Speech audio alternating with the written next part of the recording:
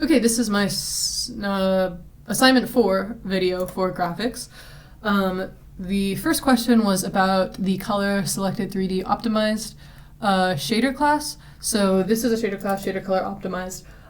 We are just sending one matrix, the world view projection matrix, and then the color obviously, so we only need this one handle to this constant buffer. When you set to context, when you send the buffer information, you just send the one world matrix. Well, you send both of them. You send the world matrix and the view projection matrix, but it does this multiplication once for the world view projection, and then you send that to the constant buffer. So in here, we just have the one world view projection. In the actual vertex shader, you don't have to do all the multiplication. You just have to multiply each vertex position by that one matrix. So in the DX app, how that works is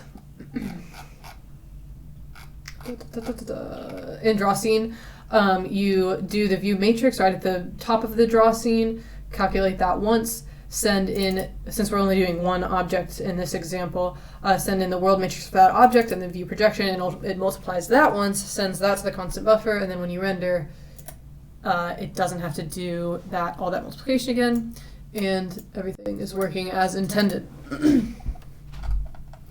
Okay, so for the second question, it was using that shader but for 5 objects. So I'm just going to walk through how the draw scene works. You get the view projection matrix once at the beginning of the frame. And first you go through, I'm going to draw 3 boxes and 2 pyramids. Still don't have the sphere. So you draw all the boxes, so you want to set the box model to context. Then send in the view projection and the world for each box that you draw, along with the color, to update those, and then you render each of those. Then you set the model to context and do the same thing. And so that multiplication only happens once.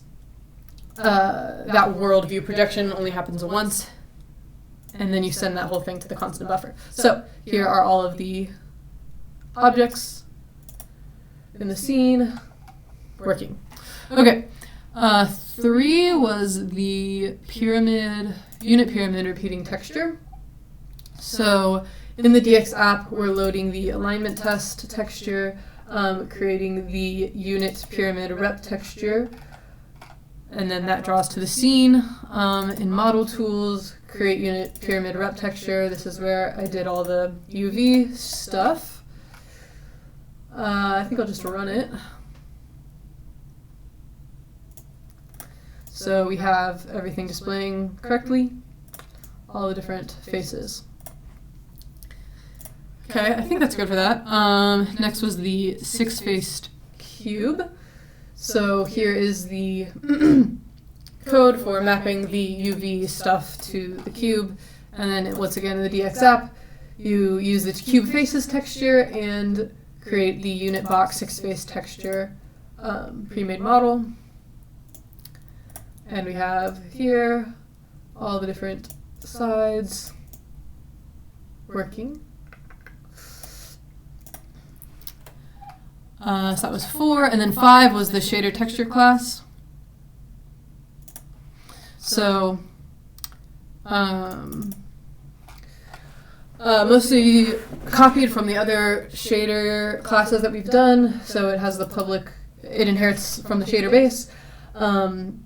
It has the constant buffers for the view and projection and world, which are used which correspond to these shader buffers, or shader constants in the shader code. Right. The only special thing about this is that you need to have a way to set the texture resource and sampler. This is just a pass through to calling that particular texture's set to context, which sets up the sampler and the shader resources.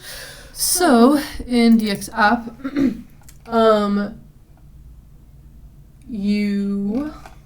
me go up here. So basically I'm drawing 3 different things. I have 3 different world matrices. For all of them, I have the 3 different models of of the different types, 3 different textures, but then the 1 texture shader. So here I create the texture shader and set it to context because that's the only one I'm going to be using. So I set that in the initialize. I create all the different textures, all the different models, all the different world matrices. And then within the draw scene, at the top of the frame, you just need to send the camera matrices to the shader texture once because that's going to be the same for everything. Then I'm going to draw the repeating texture box. So you have to make sure to set the texture resource and sampler, set that up to send to the context. So you pass in the corresponding texture for this thing, send the world matrix to context or to the buffer, set the model to context, and then render. So you do that for each one of these. You have to make sure that you have the texture, the world matrix, and the model all set up ready to go before you call render. So do that for all 3. And then if it builds, we should get all 3 models with 3 different textures.